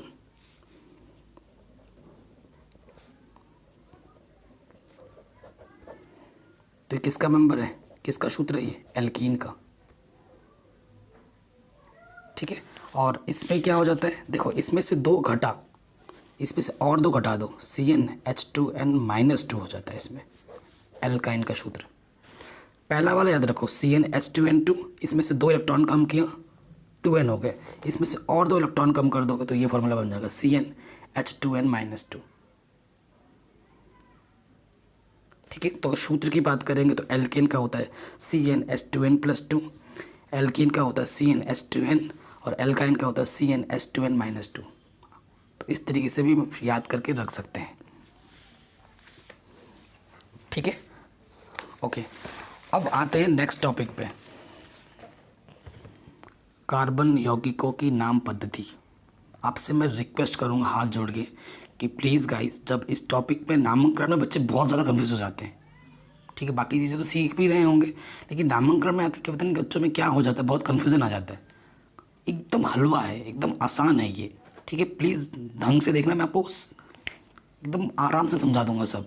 एकदम आसान है, बहुत ही ज़्यादा आसान होता है ये। कह रहे हैं, देखिए, किसी समजातीय श्रेणी में यौगिकों के नामों के आधार पर बेसिक कार्बन की उन मूल श्रृंखलाओं पर आधारित होता है जिनको प्रक्रियात्मक समूह की प्रकृति के अनुसार पूर्वलग्न उपसर्ग अनुलग्न प्रत्यय के द्वारा संशोधित किया जाता है। ठीक है, नामांकन में आता है। तो ये सब छोड़ दो, ये सब कुछ छोड़ दो, ये टेबल याद रखना। हालांकि इस टेबल में ना सिंगल बॉन्ड का उदाहरण दे रखा है, तो उससे हमें कोई लेना देना नहीं है। हमें बस फंक्शनल ग्रुप के बारे में पता होना चाहिए, और पता होना चाहिए कि पूर्वलग्न है या अनुलग्न है। पूर्वलग्न का मतलब होता है नाम के पहले लगता है, और अनुलग्न का मतलब होता है नाम के बाद में लगता है। ठीक है, अगर देखो हेलो एल्केन में क्या आता है? Chloro bromo आइडो। आइडो का शायद यहाँ पर दिया हुआ नहीं है, तो आइडो भी आता है, आयोडीन, आइडो, आइडो बोलते हैं उसको। जैसे सपोज करो ये सारा उदाहरण जो यहाँ पर दे रखा है ना, सिंगल बॉन्ड के आधार पर दे रखा है, एकल बंध में दे रखा है, तो उसी के आधार पर ये टेबल है। तो कोई दिक्कत नहीं है, आप इस टेबल को याद कर लेना। जैसे क्लोरो और ब्रोमो जो होता है ना, वो पूर्वलग्न होता है, और पूर्वलग्न क्या होता है? नाम के आगे लगता है। जैसे यहाँ पर देखो Cl है ना, Cl है कि नहीं? तो नाम के आगे ही लगाना है। Cl का मतलब क्या है? क्लोरो। अब आप आराम से कर लेंगे। क्लोरो, देखो क्लोरो Cl है तो क्लोरो तो लगेगा नाम के सबसे पहले। कितने कार्बन है? 1 2 3। 3 कार्बन होने पे क्या लगता है? प्रोप। ठीक, प्रोप लग गया, कार्बन देखेंगे उसके बाद। फिर देखो क्या है, कहीं डबल बॉन्ड है? नहीं। कहीं ट्रिपल बॉन्ड है? नहीं। सारे सिंगल बॉन्ड है, तो क्या लगेगा? एन। सबसे पहले देखते हैं पूर्वलग्न है अनुलग्न, तो पूर्वलग्न क्लोरो है तो सबसे पहले क्लोरो लगा है। फिर देखते हैं कितने कार्बन है, 1 2 3 है तो प्रोप लिखेंगे। फिर देखते हैं कितने एकल बंध है, द्विबंध है, त्रिबंध है, तो सारे एकल बंध है, तो एकल बंध के लिए नाम के बाद में एन लगता है। तो ये क्या होगा? Chloro plus prop plus N, chloro propane. ठीक है, सेम यहाँ देखो Br लगा दिए। Br क्या होता है? ब्रोमो। तो तो ये क्या हो जाएगा, ब्रोमोप्रोपेन। ठीक है, आई लगा देते थे यहाँ पर तो आइडोप्रोपेन हो जाता। ठीक हो गया, पहला समझ में आ गया ना। दूसरे वाले में आ जाओ, एल्कोहलिक ग्रुप में OL अनुलग्न होता है। ये अनुलग्न का मतलब नाम के बाद में लगता है। ठीक है, तो देखो नाम के बाद में लगता है, बाद वाला रूल क्या है, पहले कितने कार्बन है वो देखना है, क्योंकि अनुलग्न है, अनुलग्न अब बाद में लगेगा, लास्ट में लगता है। और जो पूर्वलग्न होता है वो सबसे पहले लगता है। तो कितने कार्बन है, 1 2 3 यानी कि प्रोप। फिर देखते हैं सारा सिंगल बॉन्ड है यानी कि एन। OH जुड़ा हुआ है। OH का मतलब नाम के बाद में आपको ओल लगाना है और हम लगाएंगे अल, ऐसे ऑल। ठीक है, अंग्रेजी में ऑल लिखा हुआ है ना, तो क्या होगा, prop plus N, propane plus ol, तो ये क्या हो जाएगा, प्रोपेनॉल। ये प्रोपेनॉल। ठीक है, है समझ में। अनुलग्न होता है, नाम के बाद में लगेगा ऑल, लास्ट में। अब आ जाओ इसमें एल्डिहाइड ग्रुप। एल्डिहाइड ग्रुप में क्या होता है, कीटोनिक ग्रुप। अभी मैंने बताया था ना कीटोनिक ग्रुप के बारे में, ये सारा डिस्कस किया था ना अभी हमने। ये एल्डिहाइड ग्रुप CHO, देखो CHO दिख रहा है आपको यहाँ से, तो CHO ग्रुप है, एल्डिहाइड ग्रुप है, यानी कि नाम के बाद में क्या लगेगा, अल लगेगा, अल। तो कितने हैं, 1 2 3 यानी कि प्रोप। सारे यहाँ पर सिंगल बॉन्ड है, यहाँ डबल बॉन्ड मत देखना, यहाँ पर इन मत कर देना। ये आप खुद देखो ना, ये CH डबल बॉन्ड O यानी कि ये एल्डिहाइड ग्रुप है, मैंने ये ऐसे मेंशन कर दिया है, पूरा एल्डिहाइड ग्रुप है। ठीक है, ठीक है, देखो जब ये जो O है ना, ट्रिप्स एंड ट्रिक की बात कर रहा हूँ मैं, जब ये डबल बॉन्ड O एकदम बाद में लगेगा, लास्ट में लगा है, और यहाँ पर भी डबल बॉन्ड O लगा है, इसमें और इसमें अंतर है।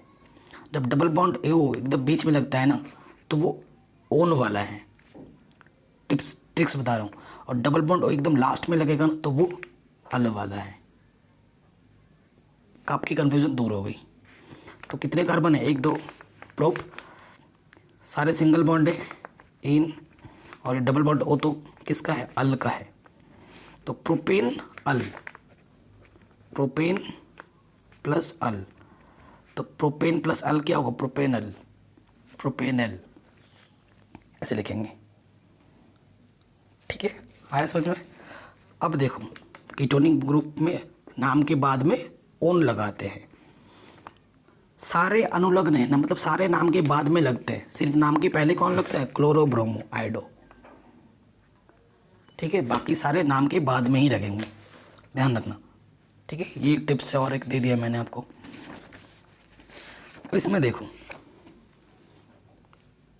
देखो 1 2 3, ये बीच में डबल बॉन्ड है, यानी कि ये कौन सा कीटोनिक ग्रुप है। कितने हैं, 1 2 3 कार्बन है, यानी कि प्रोप। प्रोप सिंगल बॉन्ड है सारे, यानी कि एन, और ये डबल बॉन्ड है यानी कि कीटोनिक ग्रुप है, नाम के बाद में ओन लगता है। तो प्रोप, प्रोपेन प्लस ओन क्या हो जाएगा, प्रोपे ओन, तो प्रोपे नोन हो जाएगा ये। ठीक है, अगर आपको दिक्कत हो रही है ना, प्लीज़ गाइस आराम से समझ के करना। दिक्कत हो तो वीडियो को और एक बार पीछे जाके देख लेना, जब तक समझ में ना आगे मत बढ़ना। अब देखो कार्बोक्सिलिक अम्ल मतलब COH से जुड़ा होता है, ऐसा जब आपका डबल बॉन्ड O और OH दोनों एक साथ जुड़े हुए होंगे ना, टिप्स की बात हो रही है यहाँ पर। ठीक है, कैसे पहचानोगे, जब डबल बॉन्ड O और OH दोनों साथ में जुड़े हुए दिखें तो समझ लेना वहाँ पर क्या लगेगा, कार्बोक्सिलिक अम्ल है, कार्बोक्सिलिक ग्रुप है वहाँ पर। और नाम के बाद में ओइक एसिड जोड़ते हैं। ओइक एसिड तो अंग्रेजी में लिखते हैं और हिंदी में क्या लिखते हैं, ओइक अम्ल। क्या लिखते हैं, ओइक एसिड का मतलब अम्ल। कितने कार्बन है, 1 2 3 यानी कि प्रोप, सिंगल बॉन्ड एन, और इसका मतलब क्या है, ये कार्बोक्सिलिक ग्रुप है। और कार्बोक्सिलिक ग्रुप में नाम के बाद में क्या लगाते हैं, ओइक एसिड। ओइक एसिड का मतलब अम्ल। तो प्रोपेन ओइक, ठीक है, प्रोपेन प्रोपेन प्रोपेन ओइक अम्ल। तो क्या हो जाएगा? प्रोपेनोइक अम्ल, प्रोपेनोइक अम्ल, प्रोपेनोइक अम्ल। कार्बन 4 होता तो हो जाता ब्यूटेनोइक अम्ल, कार्बन 5 होता तो क्या होता? पेंटेनोइक अम्ल, तो कार्बन 6 होता तो बेंजोनोइक अम्ल। ऐसे लिखते हैं हम, ठीक है। अब तो सिंपल बनते ही रखा है। अब तो इसमें एल्किन की बात कर रहा है, यानी कि डबल बॉन्ड होगा तो नाम के बाद में इन लगाते हैं, ट्रिपल बॉन्ड होगा तो नाम के बाद में आइन लगाते हैं। वो तो मैं पहले ही बता चुका हूँ। कितने कार्बन है? 3, यानी कि प्रोप। प्रोप तो आएगा सारा, प्रोप 3 के लिए उदाहरण दिया है हमें। और डबल बॉन्ड है तो इन जोड़ दो, तो ये कि प्रोप प्लस इन प्रोपीन, ठीक है। यहाँ देखो कितने कार्बन है? 1 2 3, प्रोप, ट्रिपल बॉन्ड है, नाम के बाद में आयन जुड़ेगा, तो प्रोप प्लस आइन, ट्रिपल बॉन्ड के लिए आइन लगाते हैं, तो प्रोप प्लस आइन प्रोपाइन, ठीक है। ये जो टेबल मैंने अभी आपको समझाया, प्लीज़ गाइस आपसे हाथ जोड़ के निवेदन है, समझ में ना आया तो प्लीज़ एक बार दोबारा इसको बैक करके देख लो, आपके मन की सारी दुविधाएं दूर हो जाएंगी, ठीक है। आपकी मन की सारी दुविधाएं दूर कर देगा वो। सो आराम से समझ समझ के देखना, यही मैं आपसे निवेदन कर रहा हूँ। जब तक उस टेबल को आप नहीं समझोगे ना, आप जो नामांकन है वो उसे समझ नहीं सकते, आप उसे समझ नहीं सकते, ठीक है। तो आपसे रिक्वेस्ट कर रहा हूँ बार बार, उसको ज़रूर देख लेना, वरना उससे पहले आगे मत बढ़ना, ठीक है। आगे देखते हैं क्वेश्चन हम।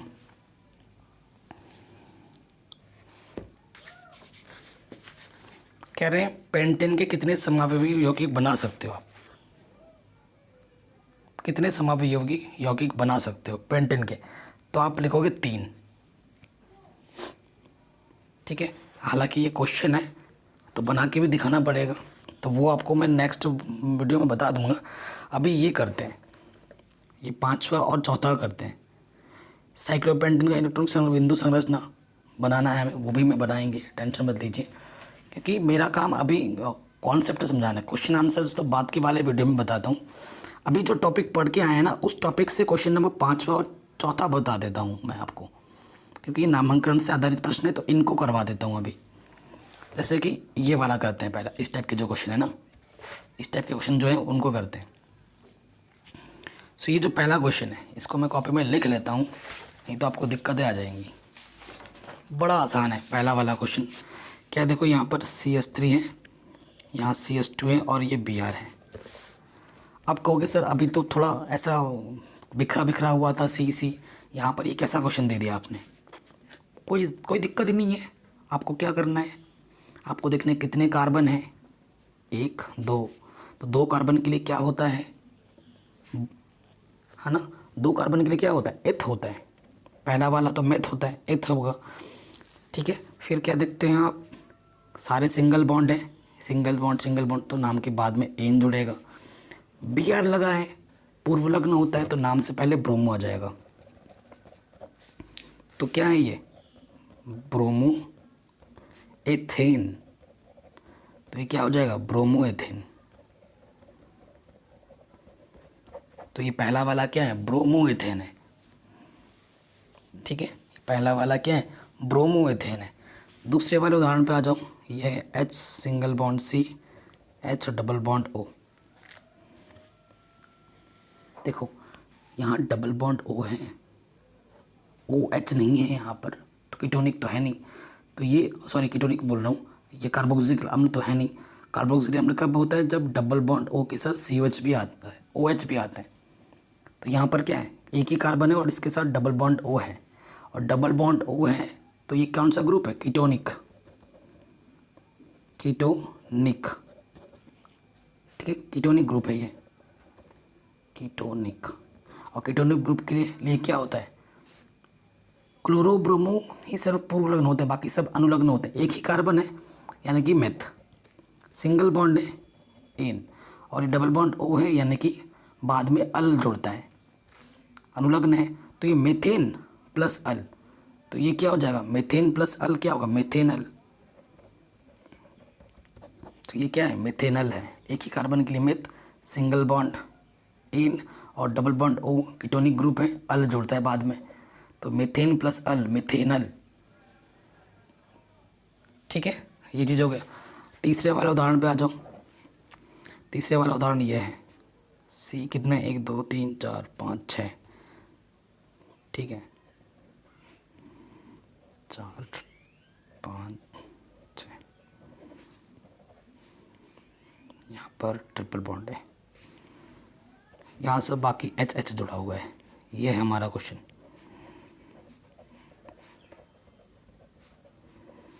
तो लॉजिक हमारा क्या बोलता है, कितने कार्बन है पहले वो देखो, 1 2 3 4 5 6, 6 कार्बन के लिए क्या लगता है, हेक्स। ठीक है, हेक्स लगता है, बाकी कोई फंक्शनल ग्रुप है ही नहीं, ट्रिपल बॉन्ड आ गया, यानी कि नाम के बाद में क्या जुड़ेगा, आइन, और कुछ फंक्शनल ग्रुप तो है ही नहीं, तो हेक्स प्लस आइन, ये क्या है, हेक्साइन। ये क्या है, हेक्साइन। आराम से हो गया। ठीक है, तो ये क्वेश्चन ऐसे थे जिनका चित्र दिया हुआ था और उसका हम नाम लिख रहे थे। अब ऐसे क्वेश्चन हम करेंगे जिनका नाम पता होगा और उसका हमें क्या बनाना होगा, स्ट्रक्चर बनाना होगा, चित्र टाइप बनाना होगा। ठीक है, मैं वो भी आपको सिखा दे रहा हूँ बहुत ही सिंपल वे में। चलिए पहले क्वेश्चन में आ जाते हैं। पहला क्वेश्चन है, निम्न यौगिकों की संरचनाएं चित्रित कीजिए। संरचनाएं बनानी है। ठीक है, 4 क्वेश्चन है, इनको हम करते हैं। पहला है एथेनोइक अम्ल। एथेनोइक अम्ल समझ रहे हो आप, एल्डिहाइड ग्रुप लग रहा है यहाँ पर, एल्डिहाइड बोल रहा हूँ, ओइक ग्रुप लग रहा है, कार्बोक्सिलिक ग्रुप लग रहा है यहाँ पर।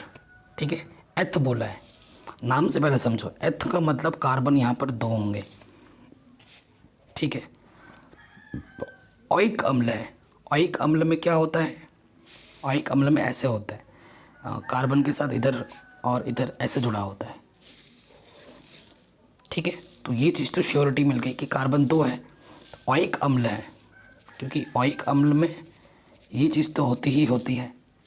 आइडिया लग गया था ना, ये चीज़ तो आएगी। एथिन एथ बोलती कार्बन 2 आएगा। ठीक है, और यहाँ पर डबल बॉन्ड लगेगा, यहाँ पर OH लगेगा।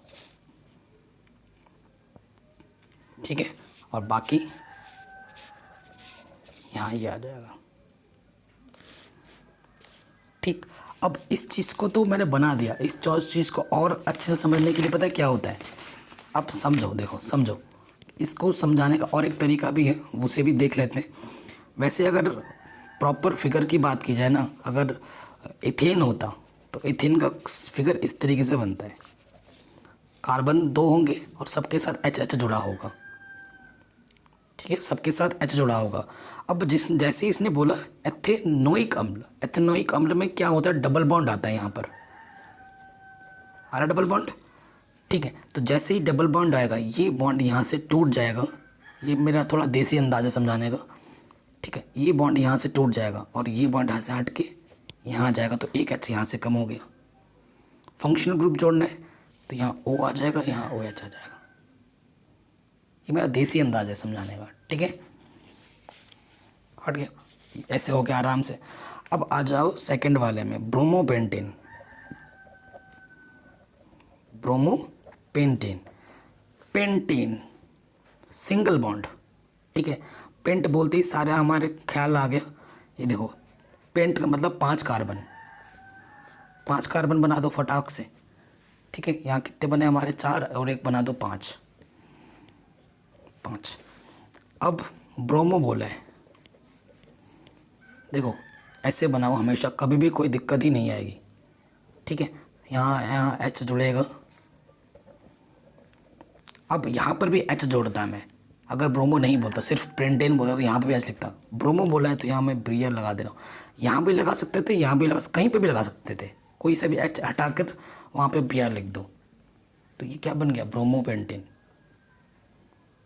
सारे सिंगल बॉन्ड होंगे, एन है, पेंटेन, ब्रोमो, तो Br आप यहाँ H लिख दो, यहाँ पर Br लिख दो, कोई फ़र्क नहीं पड़ेगा, बात एक ही है। ठीक है, बात हमारी एक ही है। नेक्स्ट पे आ जाओ, ब्यूटेनोन बोला है, butanone, known ketonic group, butanone, मतलब ब्यूट का मतलब क्या होता है, कार्बन 4।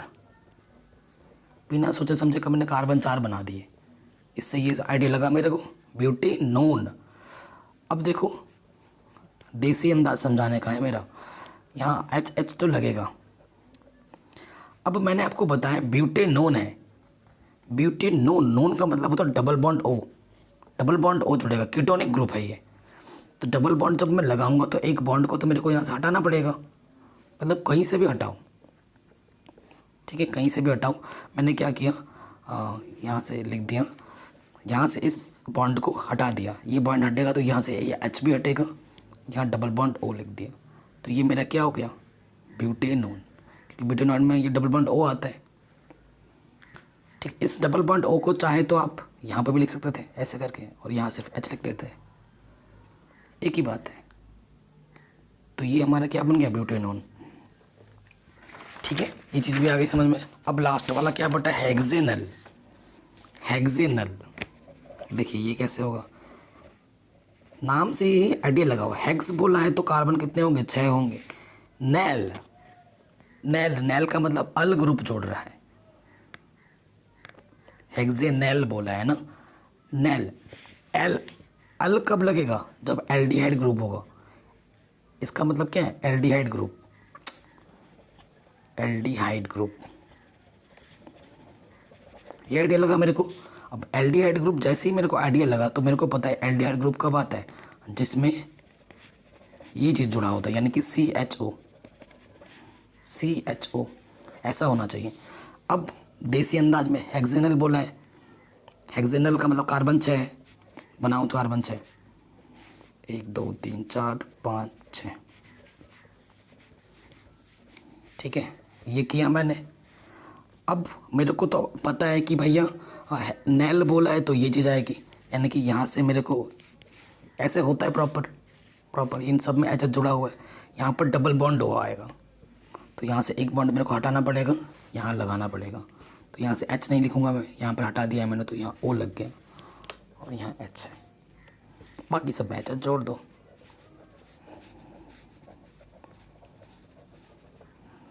ठीक है, ये मेरा क्या बन गया, हेक्सेनल, ये मेरा क्या बन गया, हेक्सेनल। ठीक है, तो जो हमसे बोला था वो हमने सीख लिया।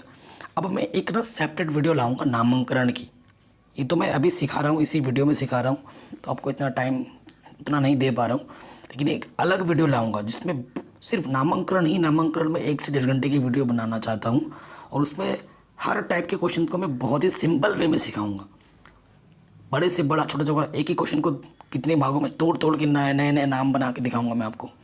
तो वो एक नया सेपरेट वीडियो में सिखाऊंगा, उस वीडियो को बनाकर ना इस वीडियो के नीचे डिस्क्रिप्शन में भी लिंक डाल दिया दूँगा फ्यूचर में, तो उसको भी ज़रूर देखना, वो भी आपको बहुत हेल्प करेगी। अगला टॉपिक पे हम मूव करते हैं। अब हम अगला टॉपिक हमारा है कार्बनिक यौगिकों के रासायनिक गुणधर्म। ठीक है, और इसमें पहला टॉपिक है दहन। दहन का मतलब होता है भैया जलाना। ठीक है, दहन का मतलब क्या होता है, जलाना, और जलाने के लिए हमें चाहिए होता है ऑक्सीजन। अगर आपके पास ऑक्सीजन नहीं है तो आप उस वस्तु को जला ही नहीं सकते, है ना। अगर उस वस्तु में ऑक्सीजन नहीं है तो आप जला नहीं पाओगे। ठीक है, सो दहन का मतलब क्या हो जाएगा, देखिए सीधी सीधी भाषा में यहाँ लिखा होगा, अपने सभी अपर रूपों में कार्बन ऑक्सीजन में दहन करके ऊष्मा एवं प्रकाश के साथ कार्बन डाइऑक्साइड देता है। ठीक है, कार्बन डाइऑक्साइड देखा है ना हमने, धुआं, काला काला धुआं। दहन पर अधिकांश कार्बनिक यौगिक भी प्रचुर मात्रा में ऊष्मा एवं प्रकाश को मुक्त करते हैं। ठीक है, वे ऑक्सीकरण अभिक्रियाएं हैं जिनका अध्ययन आपने, देखो जैसे कार्बन है, आपने जलाया ऑक्सीजन की उपस्थिति में तो क्या देगा, कार्बन डाइऑक्साइड प्लस ऊष्मा निकलेगी। जब भी कोई चीज़ जलाते हो ना आप, धुआं भी निकलता है, कार्बन डाइऑक्साइड निकलता है, और साथ ही साथ उसमें से जलती है ना तो प्रकाश या फिर ऊष्मा निकलती है। लकड़ी जला लो आप तो उसमें से कार्बन डाइऑक्साइड भी निकलेगा और ऊष्मा भी निकलेगी। फिर देखो जैसे ये मीथेन है, मीथेन को मैंने जलाया तो कार्बन डाइऑक्साइड निकला, पानी भी निकला और ऊष्मा भी निकलेगा, प्रकाश भी निकलेगा। ठीक है, ऑक्सीकरण अभिक्रिया क्या होती है, ऑक्सीजन का योग, इन सब में देखो ऑक्सीजन की एडिशन हो रही है, तो ऐसी अभिक्रिया क्या है, ये ऑक्सीकरण अभिक्रिया भी है। तो दहन का मतलब क्या हो रहा है कि ऑक्सीकरण अभिक्रिया है ये। दहन मतलब जलाना, जलाने के लिए मुझे ऑक्सीजन चाहिए, ऑक्सीजन चाहिए, यानी कि ये कैसी अभिक्रिया है, ऑक्सीकरण अभिक्रिया है। ठीक है, तो ये हमने सीख लिया। इस टॉपिक को खुद से पढ़ना, क्यों जलते हुए पदार्थ ज्वाला उत्पन्न करते हैं अथवा क्यों नहीं करते हैं।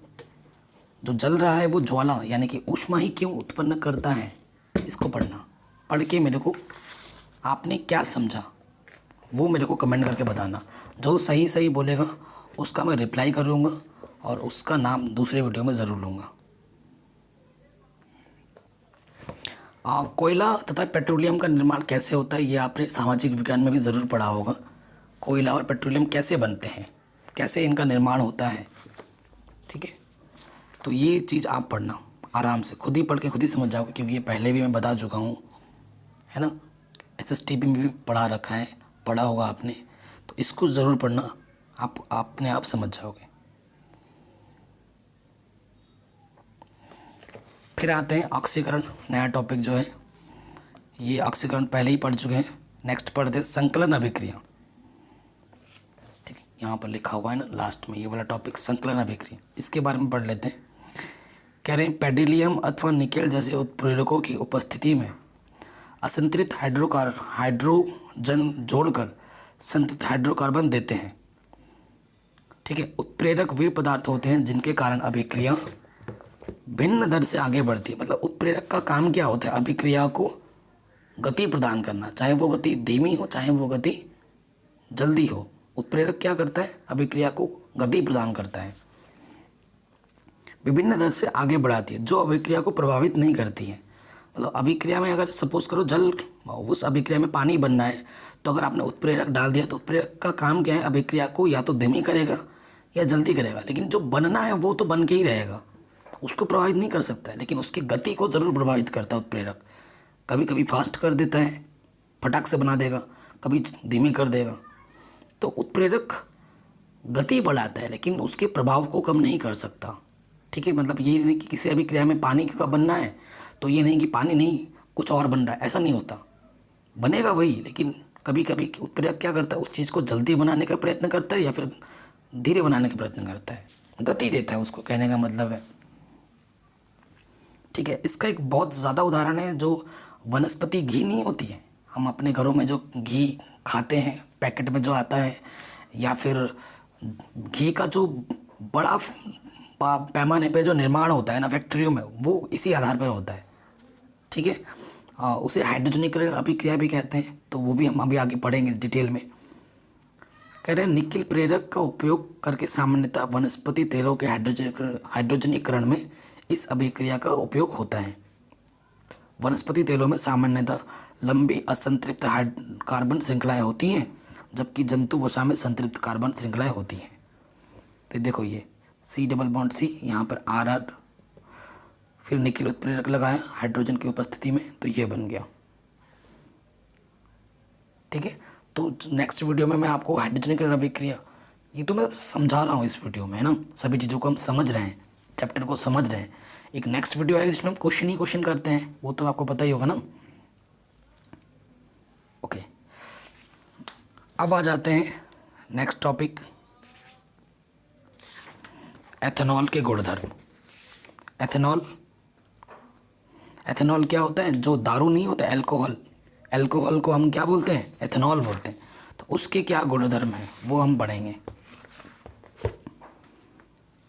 कह रहे हैं अगर आप सोडियम के साथ एथेनॉल की अभिक्रिया कराओगे ना, ये सोडियम है और ये मेरा एथेनॉल है, देखो 2 कार्बन है और इसके साथ OH जुड़ा है, यानी कि ये क्या है, एथेनॉल।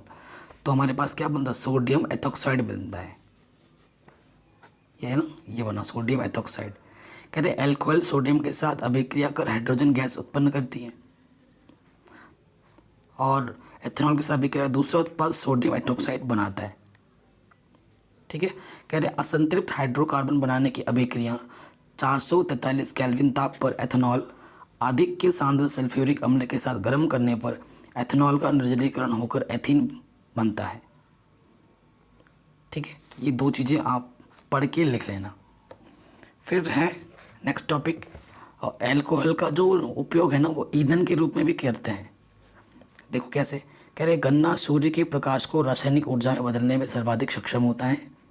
गन्ने का रस मोलेसस बनाने के उपयोग में लाया जाता है। मोलेसस मतलब सीरा, जिसका किण्वन करके अल्कोहल तैयार किया जाता है। आप शायद अगर गांव में रहते होंगे तो आपने देखा है कि जो दारू बनाते हैं ना, जो घर पे देसी दारू बनाते हैं, वो क्या करते हैं, पहले गुड़ खरीद के लाते हैं और गुड़ खरीद के लाके वो सीरा बनाते हैं। सीरे से फिर वो किसी तरीके से वो दारू बनाते हैं। दारू का मतलब, दारू तो देसी भाषा में बोलते हैं ना, अल्कोहल बनाते हैं। कुछ देशों में अल्कोहल में पेट्रोल मिलाकर उसे स्वच्छ ईंधन के रूप में इस्तेमाल किया जाता है। यह ईंधन पर्याप्त ऑक्सीजन होने पर केवल कार्बन डाइऑक्साइड एवं जल उत्पन्न करता है। अब आते हैं नेक्स्ट टॉपिक, एथेनॉइक अम्ल के गुणधर्म। कहते हैं एथेनॉइक अम्ल को सामान्यतः एसीटेट अम्ल कहा जाता है। ठीक है, ऐसे में मार्क कर लेना कि एथेनॉइक अम्ल को हम एसीटेट अम्ल भी कहते हैं। फिर क्या रहे, एसिटिक अम्ल को के 3 से 4% विलयन को सिरका कहा जाता है। ठीक है, एवं इसे अचार में परिरक्षक के रूप में इस्तेमाल किया जाता है। मतलब अचार सड़ता नहीं है अगर सिरका का प्रयोग करोगे तो। शुद्ध एथेनॉइक अम्ल का गलनांक 290 केल्विन होता है और इसीलिए ठंडी जलवायु में शीत के दिनों में यह जम जाता है। ठीक है, तो ये इसके गुणधर्म थे। उतना ये ज़्यादा इम्पोर्टेंट है नहीं, कम ही क्वेश्चन पूछे जानते हैं। अब आ जाते हैं, ये टॉपिक काफ़ी पूछा जा सकता है, एस्टरीकरण अभिक्रिया क्या होती है। तो एस्टरीकरण अभिक्रिया क्या होता है कि जब एथेनॉइक अम्ल को एथेनॉल के साथ अभिक्रिया कराई जाती है तो एस्टर बनता है और पानी अलग कर देता है। ठीक है, पानी को क्या करता है, ये अलग कर देता है। तो आप प्रॉपर ऐसे याद कर सकते हो, एथेनॉइक अम्ल जब एथेनॉल के साथ अभिक्रिया करके एस्टर का निर्माण करता है और जल बनाता है तो इस अभिक्रिया को एस्टरीकरण अभिक्रिया कहते हैं। और फिर ये नीचे लिख देना, ये इस समीकरण को, इस अभिक्रिया को, तो आपको पूरे नंबर मिल जाएंगे।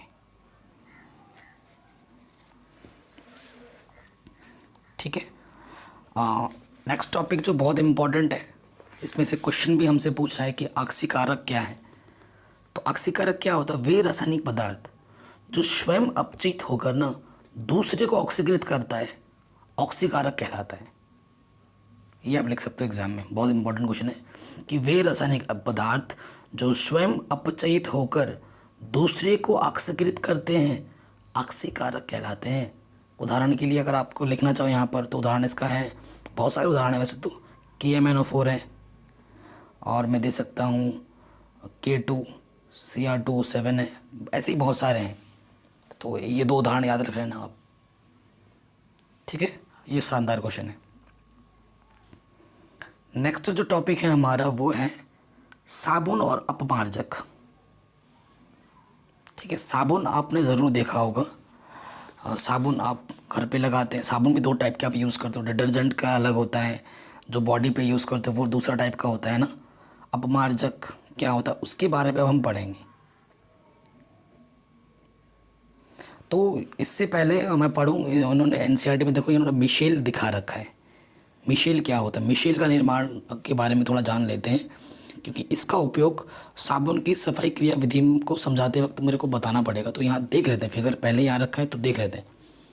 कह रहा, अगर मैं आपको बताऊँ ना, कपड़े जो हम पहनते हैं, अगर आपको ने कभी नोटिस नहीं किया तो ध्यान से देखना, कोई भी कपड़ा जो गंदा होता है ना, चाहे आपका कॉलर हो, चाहे आपका कहीं से भी कपड़ा गंदा हुआ है, मिट्टी मिट्टी है, तो देखना जो मिट्टी आपकी बाहर होती है, मतलब ज़मीन पे जो मिट्टी है वो थोड़ा शुष्क होगा, वो जो गंदगी है शुष्क होगी। लेकिन आपके कॉलर में जो दाग लगा है, कॉलर में जो गंदगी है वो थोड़ी ऑयली होगी, देखना, ये गारंटी है। थोड़ी ऑयली चिपचिपी ज़रूर होगी, वो चिपक जाते हैं।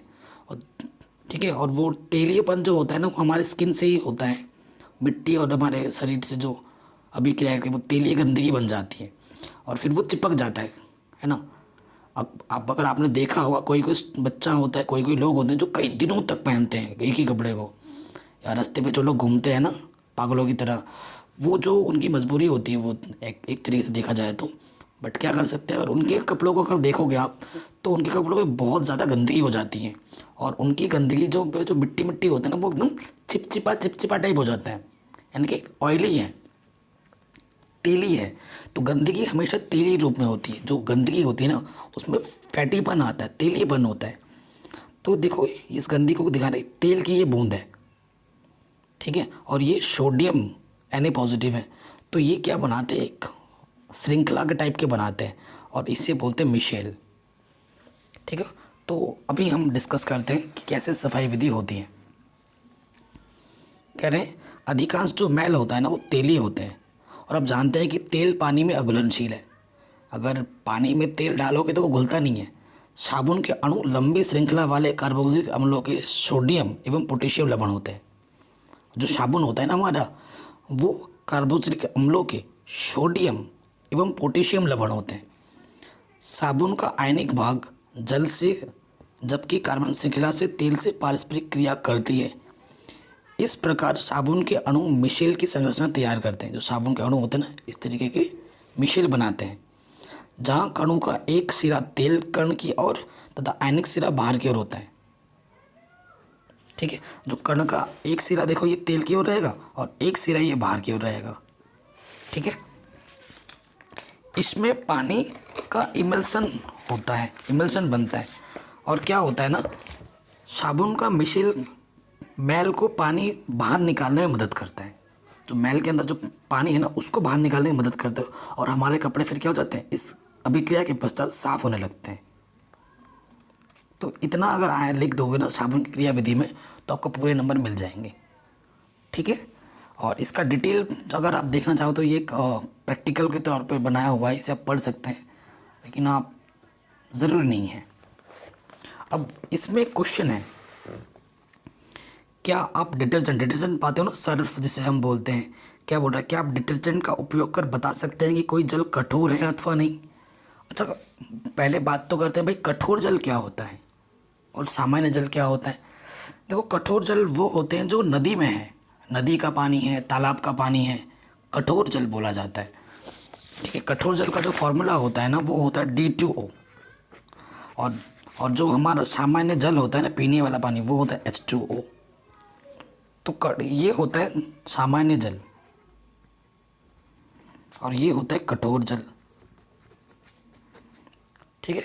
तो कठोर जल को हम पी नहीं सकते, सामान्य जल को हम पी सकते हैं ना, जो क्योंकि जल ही जीवन है, ठीक। जल के बिना खाने के बिना आप रह सकते हो, एक हफ्ते तक जीवित रह सकते हो, जल के बिना नहीं, ठीक है। तो जल बहुत ज़रूरी है, जल ही जीवन है, और जल से ही हमारा 70% बॉडी जल से ही है ना, हम जानते हैं।